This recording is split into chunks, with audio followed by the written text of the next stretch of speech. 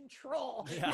Not having control just oozing in my fingers. Yeah. That's true. Whereas I literally spent my 20s in the movie Memento. So It really was though, like I haven't watched the movie, so don't take that too seriously, whatever that reference is. But I know that it involves him waking up and trying to figure out like what he did or what happened based on his tattoos. Is that a fact? oh God, Right. I don't know. Lord knows Based- I don't know either. I just based on his remember tattoos. I had a lot of like waking up and then having to it was like every day was a mystery, you know, like where was I? Who did I talk to? What did I do? Just like calling people on my phone being like, was I with you? Was I with you? Looking through my bag for receipts. Receipts were very helpful. I mean, Sorry. I remember like being in I don't know why college I'm and sorry, but I'm just sorry to everybody that knew me at that time. No, I mean, I remember like, I'm so grateful that I never get that drunk again, where like the feeling of waking up and not knowing what you've done is like, I can't even believe I ever did that. It's so crazy and dangerous. And you never get those memories back. I did like some research on it later. Of course. And because I keep And thinking, thank God. one day. No, I don't think those are I think that's science working for us. They're going, you don't so want true. those memories, babe. We kept them in a box and we could let them out. We're not going to let them out. God, you're so right. Yeah, I don't want to wake up one day and just be. I mean, I think it was probably not. It might not be as bad as I thought. You know, it's a lot of. I think it was a lot of just like eating Doritos at the bodega because I definitely like always had. I got a lot of weird looks from like bodega guys where they're always. Bodega guys see everything. I mean, bodega guys. I Which remember. is why you know you're bad if the bodega guy is like, oh God, here she is. Like you're like, wow, you really have left an imprint because they see everything. Yeah, exactly. God, I remember being so embarrassed. These Dorito prints. They're Yeah. Dorito prints. And Yes. Yeah, I mean, bodegas, like I have such a problem with shopping. Like I have to like pace the fucking store like a million times and like I would get so embarrassed I would only go to bodegas for like a month. And then once they started recognizing me, I'd have to leave because I have such weird shopping habits. I would get so embarrassed. I would have to go to another place. Oh my God, that's so relatable. That's so true. After I stopped drinking, I embarrassed myself in bodegas for like a totally different reason, more like what you described, which is a lot of like, which flavor of Kind Bar should I get? Exactly. They're just like pacing back and forth. They're like, why has she been staring at granola bars for 40? Yeah, that's it. I think they get really weird because they feel like, is she trying to like rob us or something? Because because I'm not really making any decisions. I'm just pacing. I just have an eating disorder. I'm yeah, not. it's like, no. I'm just attacking myself. It's a self-attack. Don't worry. Yeah, this is the most joy I'm going to feel all day. This flavor of Kind Bar. So I need to get the right flavor. Or I liked her better when she was drunk. She had confidence. She came in. She said, "A tub of Ben & Jerry's and 4 bags of Funyuns. Get me out of here." And then she took off her shirt to pay for it.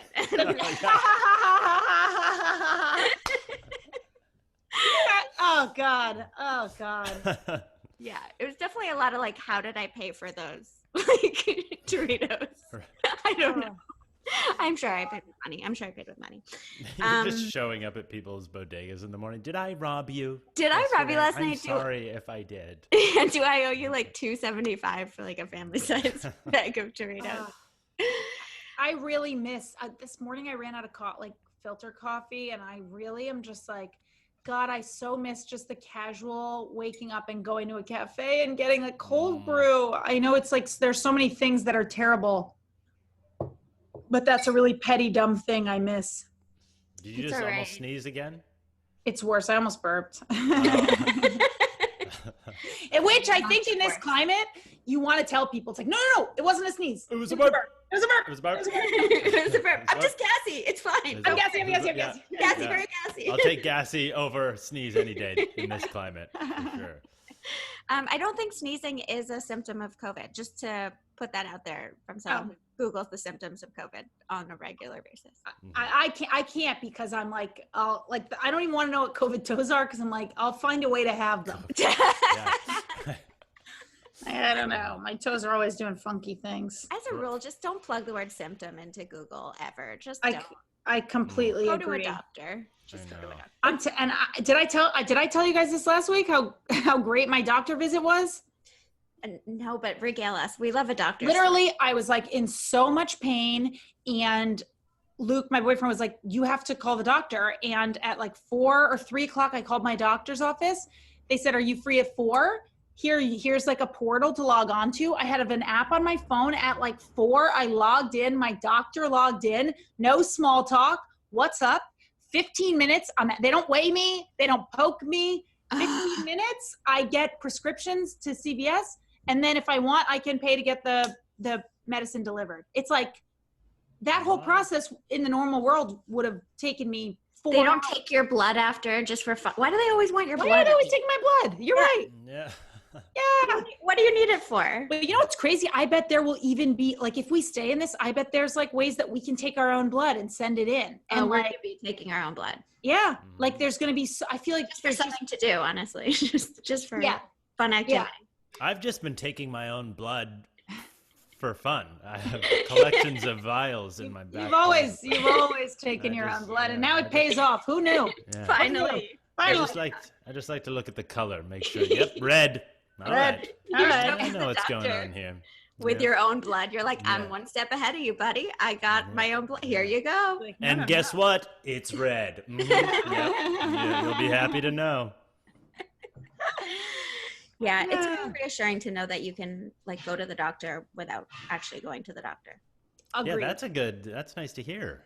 I mean, I'm sure for certain things that's not the case. Like if I needed something that was more an invasive, like whatever, X-rays, CAT scan, like there's certain things. Know what a Zoom gynecology appointment looks like. That's what I'm thinking. I've heard of people doing that though. Really? Yeah.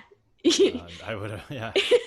I mean, It's a lot like just like sending and they're just like nudes. I definitely was getting up close and personal with my doctor on the phone. You kind of just have to go, okay. I mean, good thing Zoom beefed up its security issues after that. I know, there's so much debacle. I mean, your if you popped into the wrong Zoom room,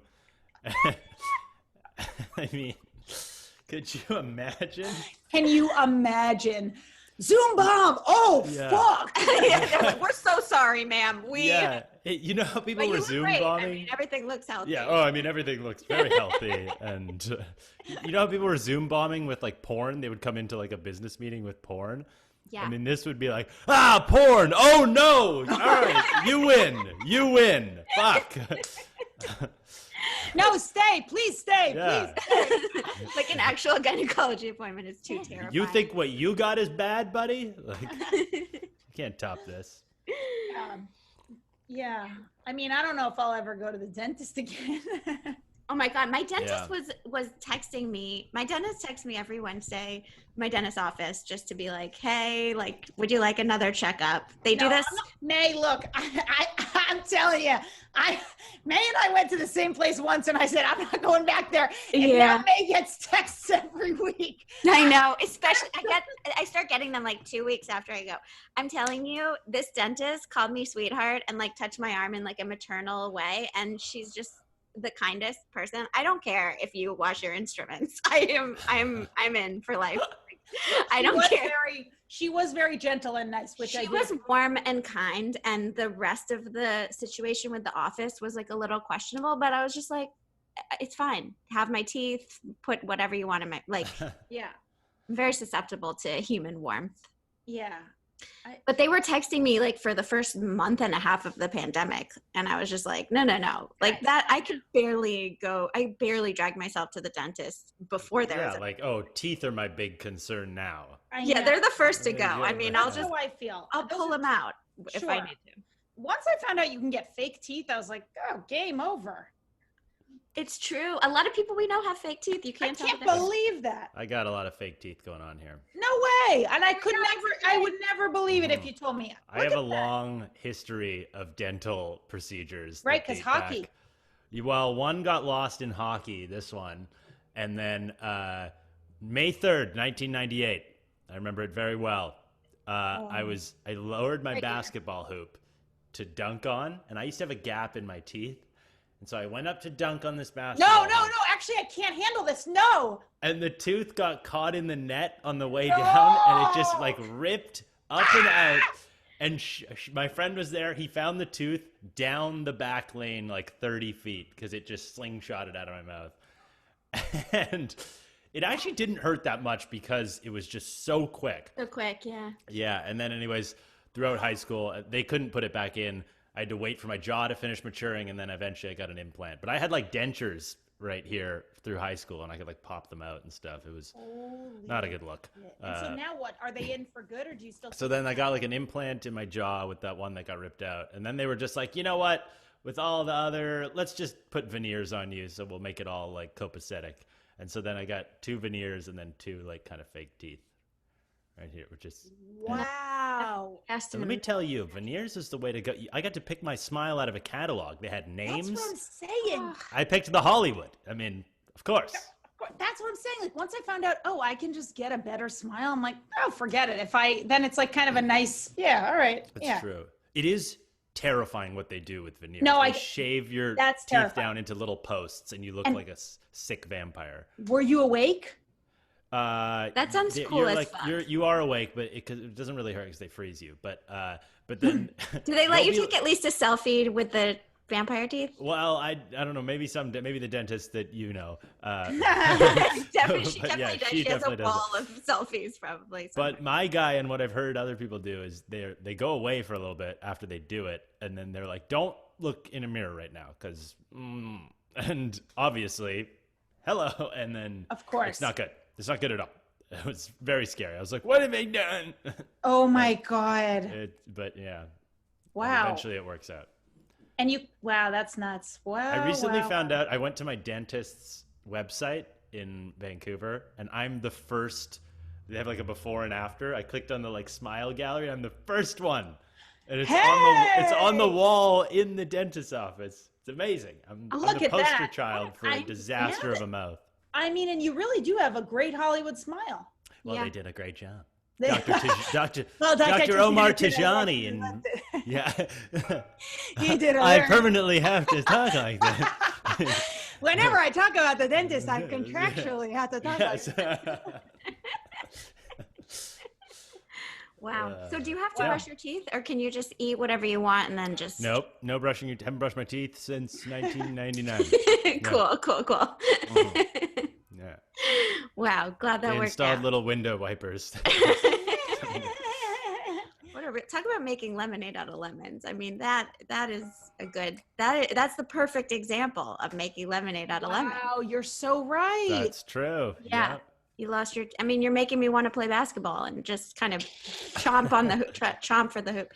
Never made a basketball hoop in my life. But never made a basketball hoop in your life, or talked about it before. Never said the word basketball before. I don't know what it means. Oh God. You know me, obsessed with the Michael Jordan documentary. Oh God. I cannot get enough. I watched that final hour, I was like, well, there's nothing left. That's how I felt too. May, at one point, there's this great quote where he's like going to a championship game, and like I guess the way it works is the best out of a certain number, and there was a chance they were gonna have to play 2 games if they lost the first one, but if they won the first one, then the championship would be over. And so he told his teammates, he just told, and they had to fly to this place, and he told his teammates I'm just packing 1 suit. Oh, I loved it. Oh, so I love that. I love that mentality of just I wish I could be like that a little more. I feel like I'm more the type to expect worse things to happen. You know what I mean? It's just different mentalities. I always expect worse. Me too. But I hope for the best. I think I have to expect the worst because deep down I hope for the best. You're right. You're right. That's probably true. That's probably true. I'm such an optimist that I'm just constantly telling myself we're all gonna die. Everything's horrible because in to my balance it out. Best heart, I'm just everything's gonna work out great. They're gonna live happily ever after. We're all gonna live happily ever after. I so desperately want. With that said, I'm still packing 5 suits just in case. yeah. I don't know the weather. What if it's gonna be cold the next day? Yeah, we might. Yeah. I'm just a bad packer. It has nothing. I just packing. I literally never pack the right things. I don't know why. I become like paralyzed with anxiety, and then I just start like throwing things in there, and there's never enough, and it's the wrong season. I'm like, really bad. It's so bad. I went to Europe when I was 21 in the summer, and I didn't pack shorts. Cool alert. Yeah. Uh-oh, here comes the Paris story again. Well, when I was under the Louvre making love for the first time. With a cigarette in your hand. Yeah. Okay, anyway, go on. Yes, go on. Oh, I didn't pack shorts was the And story. it was hot. To Europe in the summer. I mean, in the summer. Oh, you were just like, you're like, Europe, it's always cold, right? Yeah, I think I showed up in like a Canadian flannel walking down like the main street. My friend said he was meeting me, and he was like, I could spot you from a fucking mile away on the busiest street in Paris because you looked like this idiot because Canadian. Because of this grade A smile by Dr.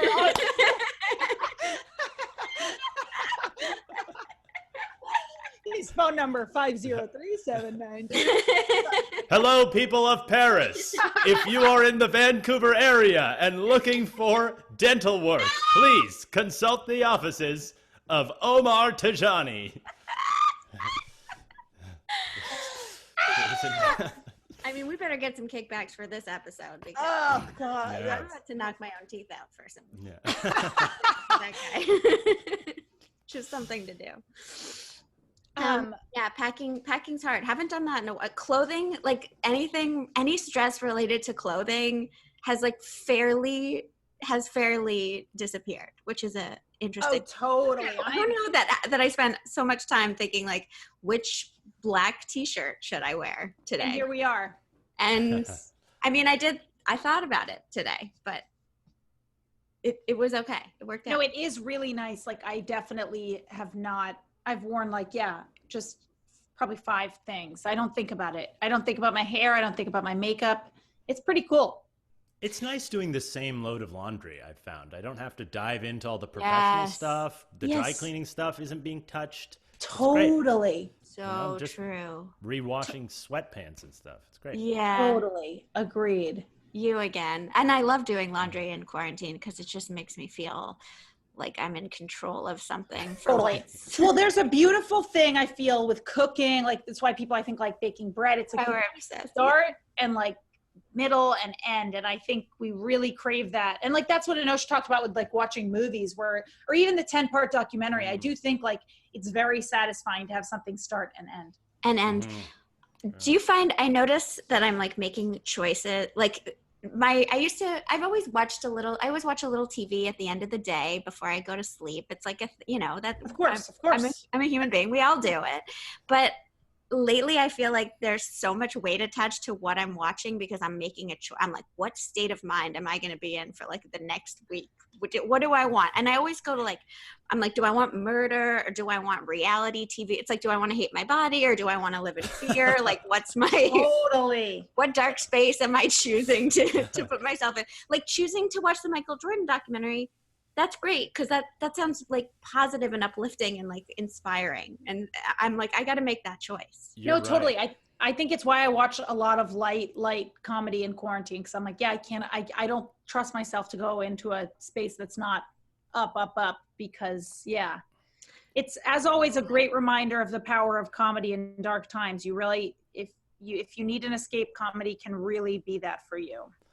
I will say it's hard to watch the Michael Jordan documentary because it's so inspiring and it's like, oh my God, this man is a competitor. Why am I not like this? Like I know. He just wills himself to accomplish any feat. It's unbelievable. I'm like, how can I apply that to myself? And you can't really because it's like, this isn't a sport. This isn't like, I think that's it.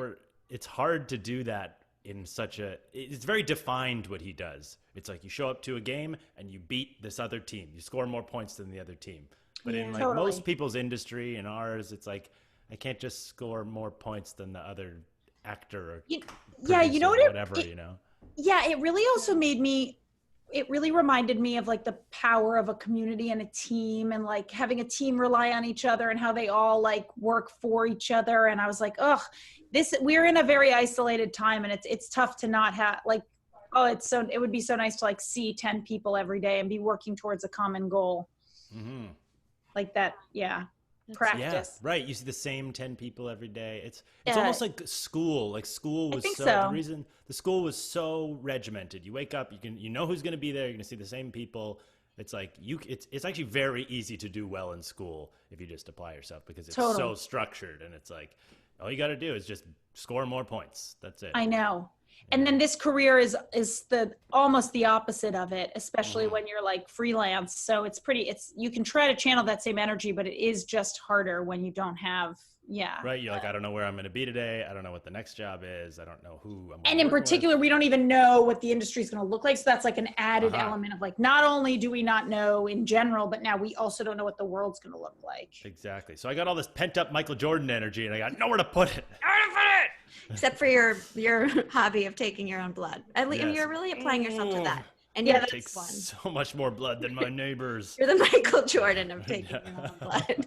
I really related to that though. I feel like him like playing games and being so competitive in playing games. I'm like, yeah, that's I relate to that. Like if I'm going to play a game, something changes in me where I can't just play for fun. It's not, It's so funny how they're just There's nothing inventing- fun about a game. A game like taps into some sort of like it is fun, but it taps into some like primal dark. Absolutely. That's why Absolutely. Alyssa tries to win and I just give up right off the bat. Like at That's the right. beginning. That's You're right. just like she needs this more than I do. No, not even like that I'm relinquishing to Alyssa. No, I don't think we play against each other. Yeah, I don't think we've ever.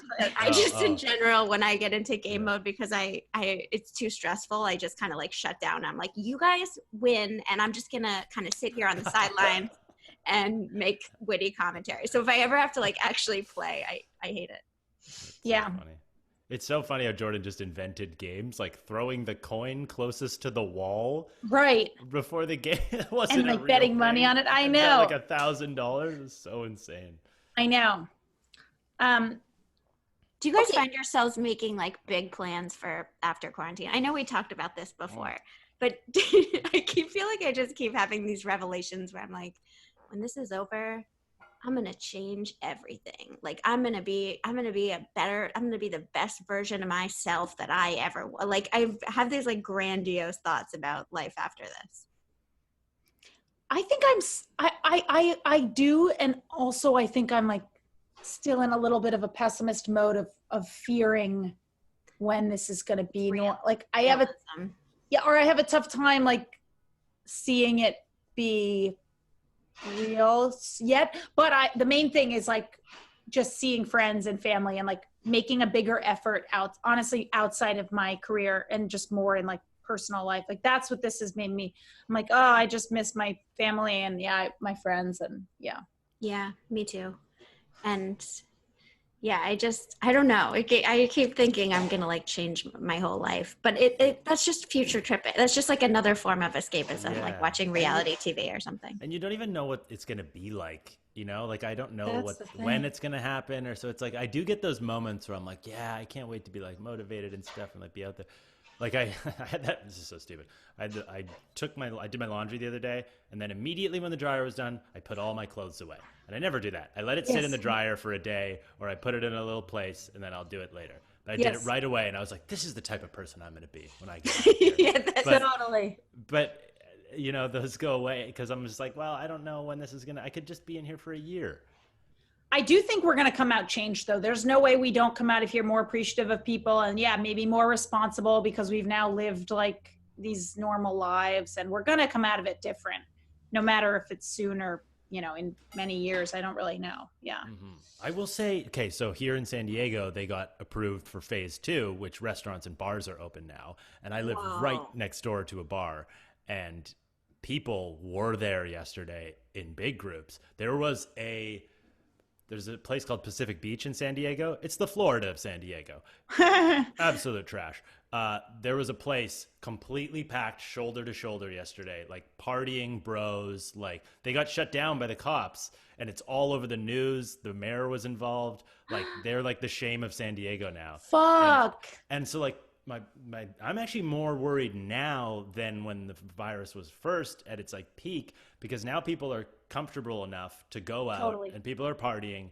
I mean, a second wave is obviously going to happen, but the more and more people, and it's Memorial Day weekend too, which is really bad. Americans are just such slaves to their devices and lifestyle devices. They're like, And if they don't see like, well, I'm not sick, no one around me's sick, nothing's happening to me, I'm just going to keep going out, and they're just getting positive. God, May and I were talking about this, where we were like, it's just it's like a lack of like empathy. Like, obviously people who want to open their businesses and who are struggling, like, I understand, but yeah, the people who are like, I'm bored and want to party, it's like, and they don't believe in the virus, it's like, oh, what you really lack is empathy, or like an understanding that, yeah, like more vulnerable people are sick, and like, sure, we all miss like partying or being with friends, but that it's the first time in a while that like it's just a weird thing where you doing this thing also puts other people at risk. So you can't really see it as freedom, because it's like, but it's not your own freedom, because you're hurting other people's lives. Exactly. It's not, you're not just in control of your own life right now. You actually have a level of control with other people's lives. That's it. And it's just like, but a lot of people in America, in the US, don't care about other people's, like, they've already made that clear with like the way that they vote and like the policies that they support. So like our whole country is built on like me, take, like me first. So it's structured like that.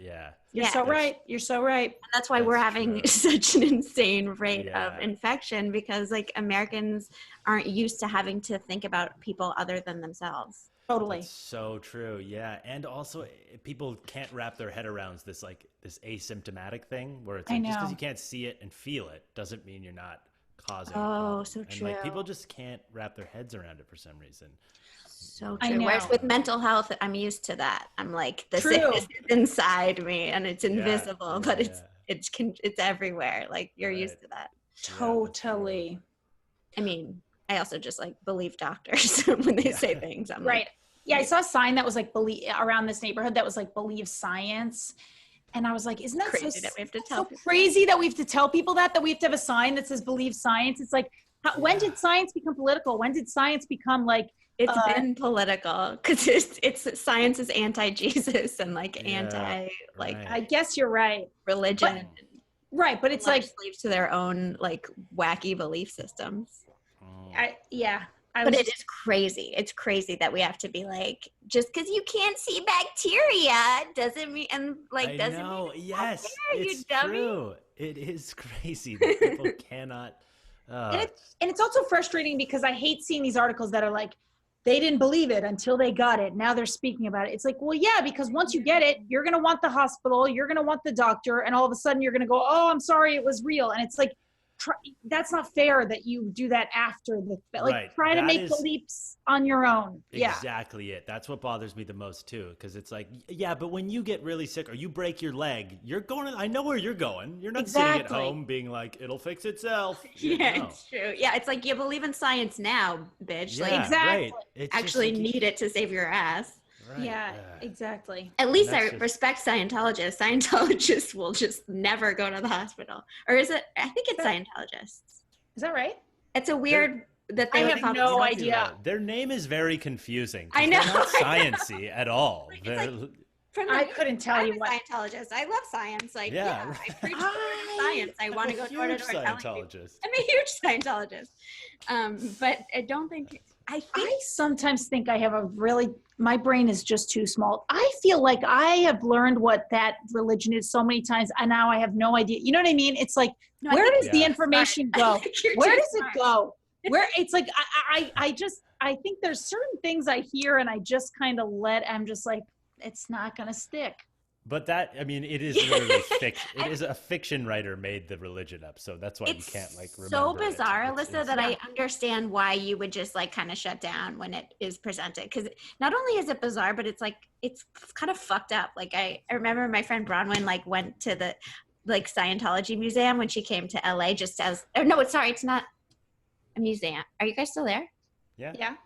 Oh, weird. Something happened with my computer.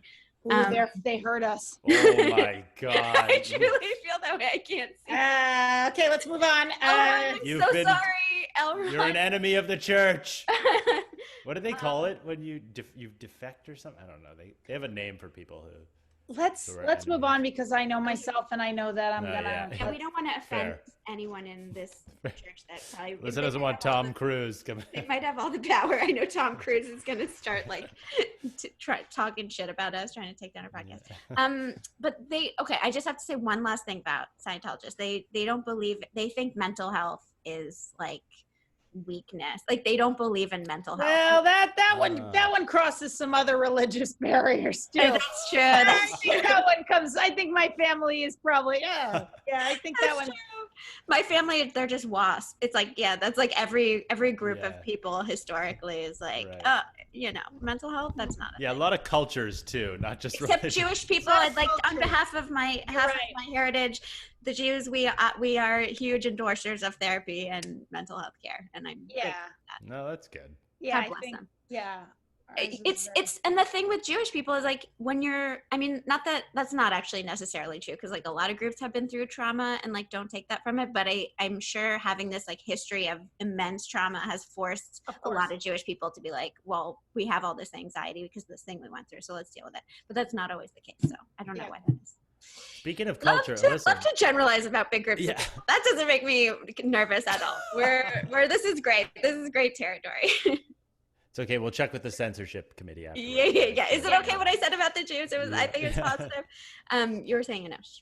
Oh yeah, Alyssa, we were talking before we were recording about how Greeks and Indians share the hairy people thing, and I feel bad particularly for the young ladies in my family who have mustaches when they're 11. And that's right. There's nothing you can do about it. That's right. And I think, maybe for men, it's almost like you guys got beards and I don't feel like to be able to grow a beard for you is like, that's like a sign, like that's like in the male community, that's like a sign of like, I can grow a good beard. Right. Like I don't have any, I don't feel self-conscious at all about it. It's good. I'm like, great, fantastic. That's right. Whereas me, I have a very vivid memory. I'm 11, 10, I'm in the carpool and I'm sitting maybe with 3 kids or something. And one of the kids, it's not my mom, it's his mom. And he's probably, my age, maybe a little younger. And he's like, hey mom, I have a question. Why does Alyssa have a mustache when I don't? And she's a girl and I'm a boy. Oh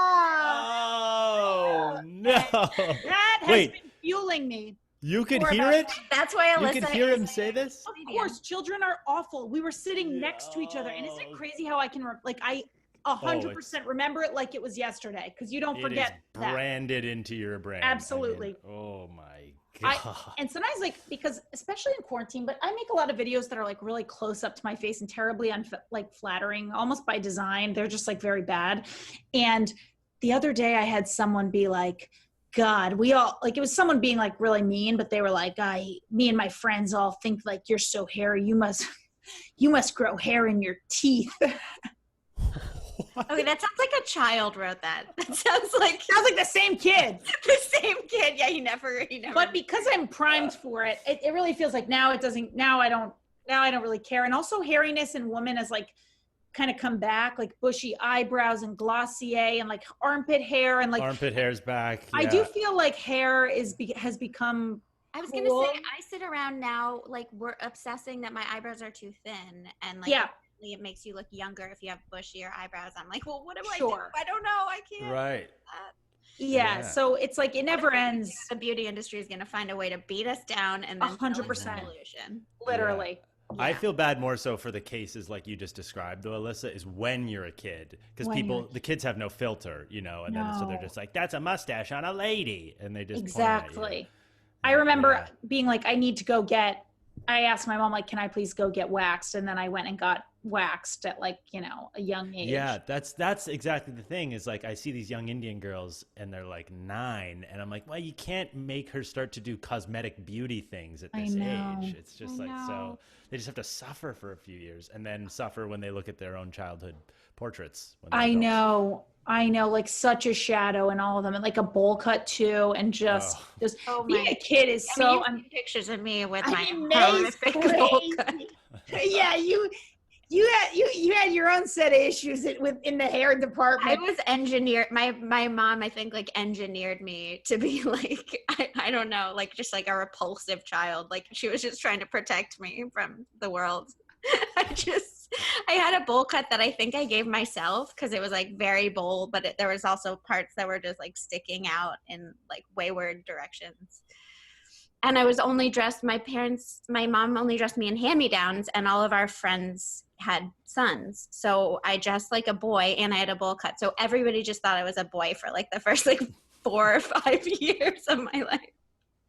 My mom, being a very progressive person, just like didn't care. So if people were like, he's so cute, my mom would be like, thank you, you know, and just like keep walking. I don't got some real insight into the male psyche. You were like a mole. You were a splinter cell with the boys. I think so. I haven't used it to my advantage in any way, shape, or form. But I do think that I think it was good and bad. I mean, the way we're raised when we're little kids and especially with our moms and the way they treat like your physical form as a girl, I think really affects you. And I do feel like my mom did raise me to be like, it really doesn't matter what you look like. But then at the same time, as I got older and I entered the world and I realized like, oh no, it kind of does in certain ways, like if you want to like fit in. And then I was just like incapable of figuring out what those ways were. Like I couldn't figure out makeup. I'm still struggle with like clothes. It's just like, and I'm just and you like, were an only child, so you didn't have like a I had nobody to turn to. I just was like thrown into the world with this like horrific bowl cut and told like, you're perfect. And like having a bowl cut is perfect. Yeah, speaking of the real world and reality. Oh, I know. I watched The Bachelor for the first time with May, and it took me on such a like trip. I was like, I think I can't go on it again for a little while. Yeah. Okay, so The Bachelor, I don't love The Bachelor. It also kind of takes me into like a dark place. There's just something, not great. Especially when all the women are competing with each other. It's very uncomfortable. Yeah. They all call each other boyfriend and girlfriend too. That's which is the weird weirdest too. part. I know. And it is kind of like watching like emotional torture because these people are like in love with the same guy and they're just like miserable. And you're like, I feel my heart breaks for you. Yeah. I can't imagine anything worse than living in a house with other people who are dating the person that I'm in love with. It's Awful. like hell. How is that even legal? But okay. Then we have Love Island Australia on the other side of the spectrum, which chef's kiss, like perfect reality TV. I figured out what it is, Anosh, because I watched 2 seasons, and not only is it the like escapism that it provides, which is just absolutely perfect. It's so like there's nothing farther removed from reality right now than this show. But there's also like a really funny narrator. Great, really funny narrator. Yes, and he makes and they're fun very of self-aware.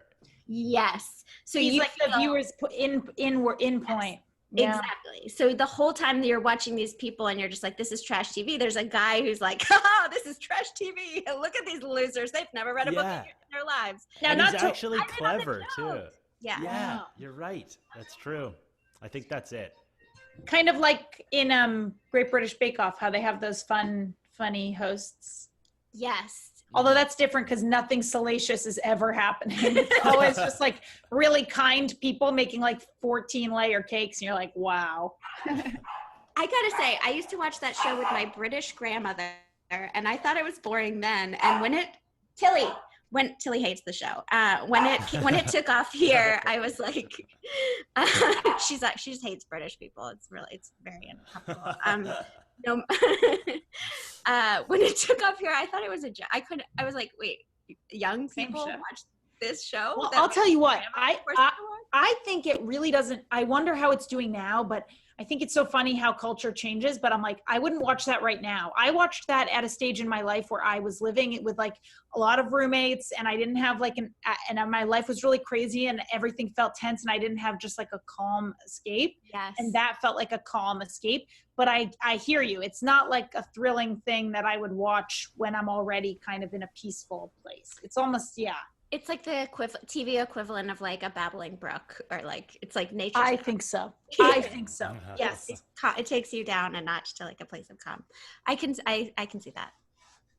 And I also started watching Too Hot to Handle, which I think May you mentioned. I did. I yes. get it. It's so strange how timely that is. Like a show where people aren't allowed to have sex.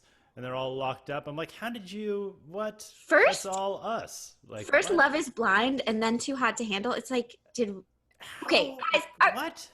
Are we in a reality show? Like, is this all a reality show? Wow, you're so right. Because Love is Blind was very pod-like, what we're going with now. We literally have a reality star as our president. We, like, reality shows predicted that, like. Yeah, how these Netflix, if we Googled the Netflix headquarters, is it going to be in Wuhan?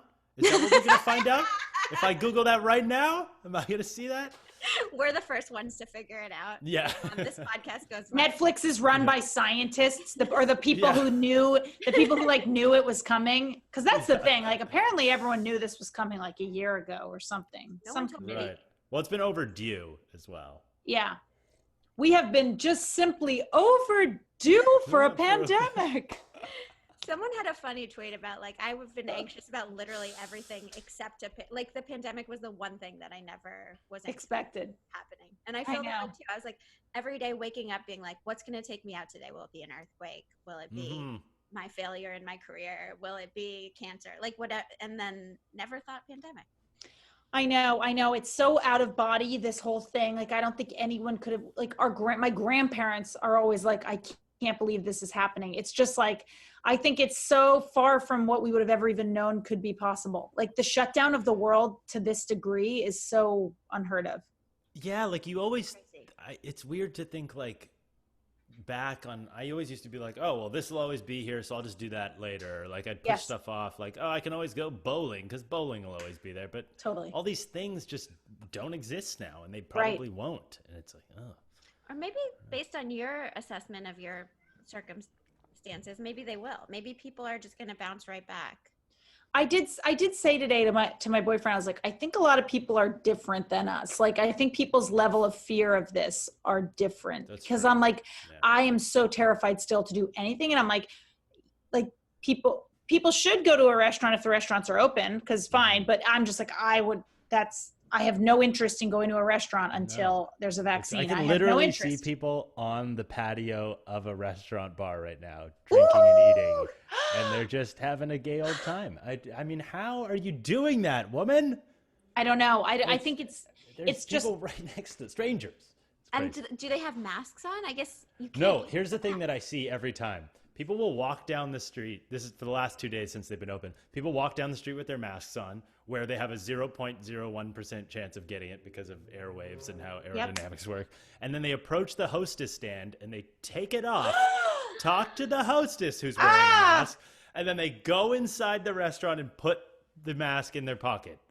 This is the level of education that the majority of people out there right now have. I saw 10 people do that yesterday. It's crazy. Don't get it. I just don't get it. It's a reminder though. It's like we just have different brains, and like we're anxious normally. So with something like this, I'm like, of course, like. And so is apparently everyone I know, because everyone I'm friends with is like terrified of this. But I'm also like, comedians are kind of neurotic people. We're usually people who probably deal with mental health issues.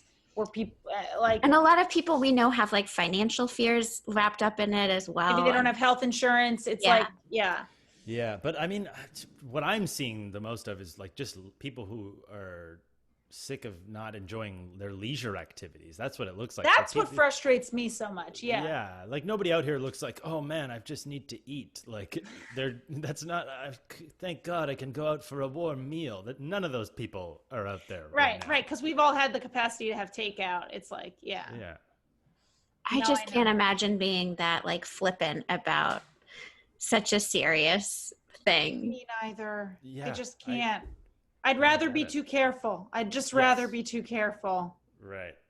It's true. Yep. I mean, and if we were on year 2, maybe it's a different story, but like in the grand scheme, we haven't been doing this for that long, you know? I mean, I've definitely hit some points like in the past few weeks, I feel emotionally and mentally where I've been like, this needs to end. Yes. Like, I can't take that. Have you guys had those moments of like, I can't take this anymore?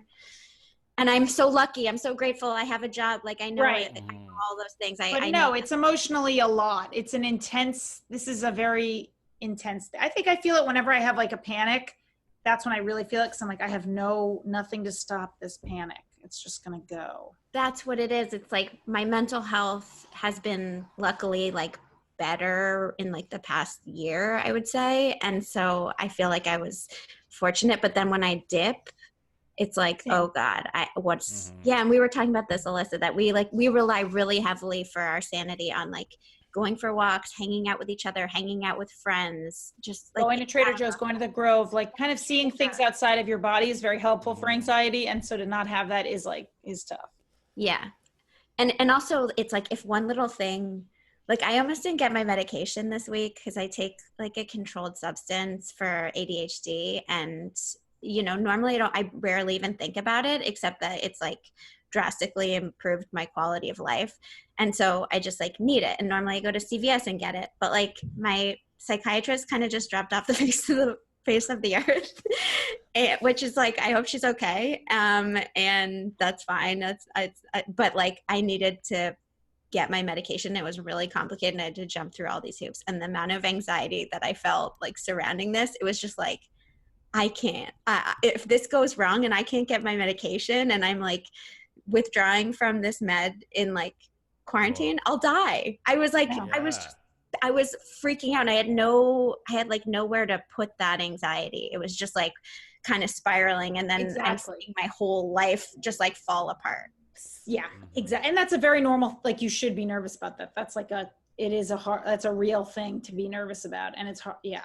Yeah, I think that was it, that it's like I have all these things that I kind of am like holding on to that help. And like medication is, I mean, dealing with mental health is tough already, and then you like create all these things that you kind of need, and then to have possibly one of those things like suddenly taken away from you is really scary, because I feel like I could go back to like a really dark place. Yeah, totally. Yeah, that is. But if your psychiatrist isn't available, you could always go see that dentist. She's got a prescription pad, and yeah.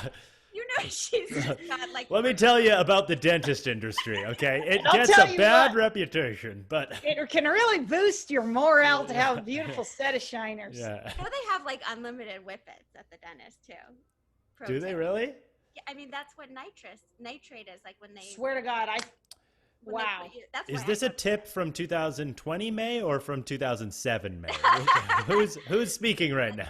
Let's be honest. I mean, obviously, it's been a while since I did whippets at the dentist. Now, dare we end our partied hard? What I meant was I just I would go to the dare we? Yes. And yes. Why don't we? Oh my God! Yes, we've been talking for a while. Whoops. No, so we've been doing this new thing at the end of our episodes where we talk with a guest or with each other about a lemon that's either big or small, something bad that happened that week or in your life that turned into a good thing, or that you turned into a good thing. We're having fun doing that, so we're going to keep doing that. Yes. So I don't know if we've even shared any of ours. Does anyone have one they want to share? If it's small or big? Like a teacher in this moment. I'll wait. Does anyone have anything to share? Anyone? I have all day. I'm not. It's not my recess. It's not my recess. I remember those moments and just being paralyzed and being like, "Somebody, please, fucking speak! Oh my God, somebody step up!" Just the direness of it all, like the awkwardness. Please let us go to recess. I really want to get an A. I don't want her to fail us. I really don't want to disappoint Miss Limperis right now. Hurry up! Tell her about your weekend, Jimmy. Hurry the fuck up! I can't think of anything. Anosh and I both panic. I mean, I feel like, there's so many, and I'm having a hard time narrowing one down. Well, my teeth, I would say, was that's a great one. That's a great one. But one that more so, I don't know if you know this. When I moved to America, I packed my bags from Canada and I came to this country. I opened a restaurant with my cousin because I needed a way to immigrate into the U.S. And so I was working in restaurants, just like in college and stuff. And he was like, "Oh, you sort of know the industry." He was like, he was a restaurateur at the time and like had other restaurants. So he was like, "If you want to partner with me on this restaurant, that we can do a visa through that." So I did a visa through that to get into the country. And I was excited about it. My ulterior motive was obviously to get into the entertainment industry. That was like what I've always wanted to do. But I was also like, business is the more responsible choice, and I'll be close to LA. I'll figure it out maybe. And so I got into this restaurant industry. We opened a sausage, like it's like a gastropub style thing, craft beer and stuff, but it was primarily sausages, like hot dog style, but really gourmet. And it was a really well done restaurant. It was great. People loved it.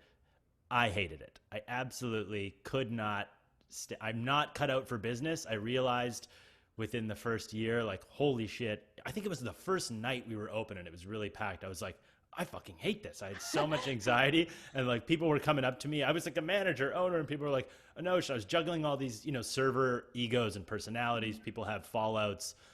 Chad is leaving his workbooks on the table, and I gotta stack all my checks there, and people are freaking out, Yes. And they're all coming to me, and I'm like, I fucking hate this. I hate being in charge.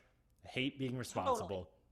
I don't like that I have to care about napkins at the same time as managing egos and stuff. I just couldn't do it. It was my mental capacity. I'm weak. I'm a weak little boy. I can't handle it. But I realized... Welcome to America. Yeah, you're weak. You thought you were strong in Canada. Yeah, well, we'll show you. No, you're weak. Fold these napkins and see how you feel. Napkins, you little bitch. Yeah. So I realized very quickly, shit, I've gotten myself into a pretty rough situation here. But I realized that I'm just not cut out for that type of thing. And so while it was the most stressful 3 years of my life, because it went on for 3 years, and we were like, breaking even, making a little bit. It wasn't like, it was like, we'll probably sell this or close down or whatever. At that point, I had started to go to LA and like, okay, I remember the first thing I ever did go to LA, like LA wise, was I went to this like commercial audition class or whatever, little workshop thing. And right as I left was like the best feeling we got to do improv and stuff and have fun. And like, I met people, and right when I walked out, I was like, oh, this is it. This is what makes you feel good, dum-dum. Totally. You're not a business guy. You can't handle that. But you're right that maybe like you knew it popped so clearly because you felt so badly at this other thing. It helped. It was like, oh my, a feeling where you're like, something has never made me feel worse or more stressed out and out of my body. Like, this is not me. This is like I can't do it. So I just felt, I was like at such a low point in stress and like not feeling in my place in the world that it was like, well, I gotta do something else. If this is the lowest point, it can all be better from here. Everything must be sort of better. So I kind of was able to realize where I don't belong in the world. And that was like my lemon kind of, it's like, and then I, of course, from that figured out where I do sort of belong. And did you keep doing stuff? Like after that class, did you keep starting to take classes and stuff? I kept taking classes and stuff, and eventually, and then I got an agent a few months after that. So like it was happening pretty quickly, and I was like, this feels so much better. Like, I'm enjoying doing it. Things are kind of happening quickly. Why did I get an agent? Well, I'll tell you what, because of these beautiful two. Tell you. They said Hollywood smile. Yep. We can sell some toothpaste.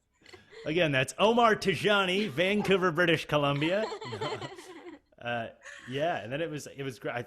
So weird. I booked the first commercial I ever auditioned for, which is hilarious. And obviously I didn't, that didn't continue with that. I didn't book everything after that. But, holy shit, though. And that happened like 3 months after I started going there. And so I was just like, yes, this is it. Why was I wasting my time with sausages? Wow. This is insane. And then slowly but surely you phased out of sausages? And then we ended up selling the restaurant and like closing down and stuff. And so it just worked out perfectly. And then my cousin wanted to get out of that market as well, so it ended up working out perfectly in terms of like relationships, and nobody was hurt by it. But just like the stress of living with something that you created, that you hate, and you're like, I mean, it was so hard. And like I was responsible for many people's income and jobs. I was a restaurant owner. It was very strange. Holy shit. Wow, that is. We've learned a lot about Anosh today. Yeah. And that's really so weird. Relatable though. Like when it's your own creation, you feel an even greater sense of like responsibility to it and a burden. Because if you were just working for someone else, you could quit. But it's like, I did it's harder to get out of something when you've gotten yourself there. And when we sold, I had to like, this was like the hardest thing ever. I had to let go of 25 people like close to Christmas. Because like we were just barely breaking even, and it was like we're losing money kind of stuff, and it was just like we were putting money and the money that we don't have into this, and like so we were in a financially bad place, and then I had to like let go all these people. It was like the hardest thing ever, and they like hated me, obviously. Of course. It was but there's nothing we could do. It's like, Yeah. Damn. It does seem like so many like people who work in like the creative world have had some sort of rock bottom like that, doing something else, because a lot of people think like I could never be creative for a living. That's crazy. So true. And then you have to, I mean, Alyssa and I have both worked in like the corporate world before we got into comedy. And Totally. Right. also I remember that feeling of just like my skin would crawl every day, like waking up thinking about having to go to this job that was like, it just felt like sandpaper on my soul. It was so bad and such a bad fit. But then that like propelled me. I guess this could be my lemon too. Like the year that I worked in advertising as like an administrative assistant was probably the worst year of my life. But it also like that misery just like was kind of like, well, I gotta do something else. Like this is never working, and so I gotta give like the creative world a shot because I can't. Yep. I thought I could. Yeah, like even if it's uncertain and it's like, you know, that industry may have like it's notoriously creativity low income. adjacent. Advertising is creativity adjacent. So I thought that would be a way for me to like be creative and actually make money. Right. And that would be a more realistic way for me to make a living doing this. But I was so miserable and like such a deep, dark way that it like forced me to kind of take the plunge and sign up for an improv class. That's how it always begins. That's basically the same thing for me. Like everyone shows up at Improv 101 just like broken. They're like bleeding. It's like, oh God, I tried everything. Together $400 for this. Exactly. 5. Let's play Zip Zap Zap. I need this more than I've ever needed anything. Yeah, that's how I feel too. I did management consulting my first year out of college, and it was a good job, and I liked the people and everything on paper. That's the tough part. If you're in it, like when things like everything on paper looked good and I kind of liked it and I didn't, but then there was part of me that was like, this just, I know that and by the end I was like, so I was doing improv on the side and same thing. I was like, I'm so happy in this other world. And the minute I quit and started waitressing, I remember feeling such a sense of like, this is exactly where I need to be, even if I'm not even close to, even though it was probably 6 years or 5 years before I started making actual money in comedy. It was like being on the road and not being on a different road. That felt like the best feeling in the world. I remember going in, making money, it's like just feels so good to be on that road. To know you don't have to make any big changes. You just have to keep down the road. Whereas when you're going on a different road and you're like, oh shoot, every day I go on this road, I'm getting farther from the starting line of this road. That is an overwhelming feeling of dread. So tough. You're like, and you're just looking back. You're looking back, like, it's right there. Driving this way. That's it. That's it. And I remember like even going back to the office a couple months later and then being like, wow, you look like a different person. Cause your body, you don't feel good when you're like people can tell, like you know, when you're not doing the right thing. Yeah. God, I was so miserable. Like my whole life revolved around like lunch. Me too. Which it still does. Ironically, that part has in a way stuck around. Yeah, that's the part I kept. Well, soup is soup. Whatever road you're driving down. High point of my day. Split pea is split pea, let me tell you. Oh my God, guys, this was so so nice. I love you guys as usual. This is the lemonade of my quarantine. Same. Totally. Getting to chat with you guys. I love it. And if you're listening, thank you. Thank you. We'll see you next week. Stay safe.